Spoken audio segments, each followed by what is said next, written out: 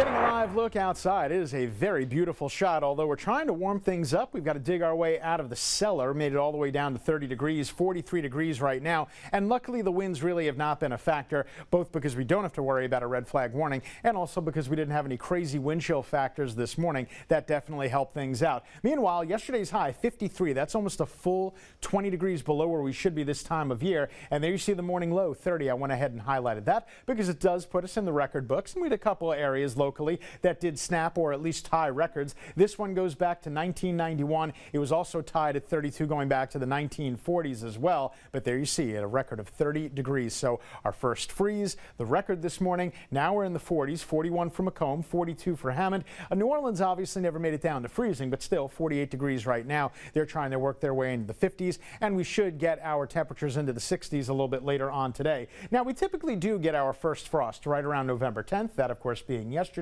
And then our first average freeze is usually a little bit later on in the month. But we have actually been in this territory before. Our earliest ones on record, both for the frost and the freeze, they have occurred during the month of October. Space heater safety, this cannot be understated. A lot of us make these mistakes. I know I'm kind of guilty of a couple of these myself. Try not to leave it on while you're sleeping. So many of us do that wrong.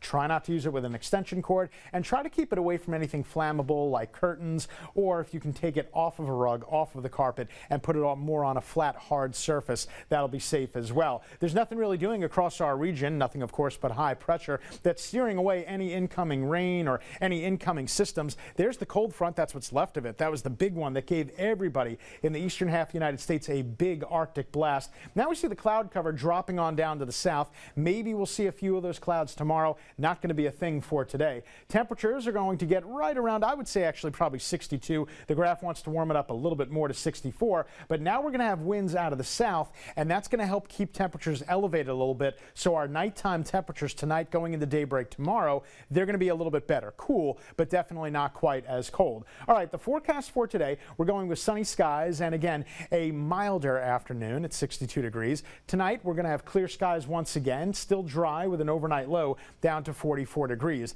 Now in the all-important 7-day forecast, we're trying to find that next chance of rain, and it looked like it was going to be over the weekend. There's still a small chance of rain for the weekend, but I've kind of scaled that down. Notice the warming trend. I know it's very hard to believe, but as of tomorrow, we're already going to be hitting the 70s, and it looks like we're going to lock it down there for the remainder of the 7-day.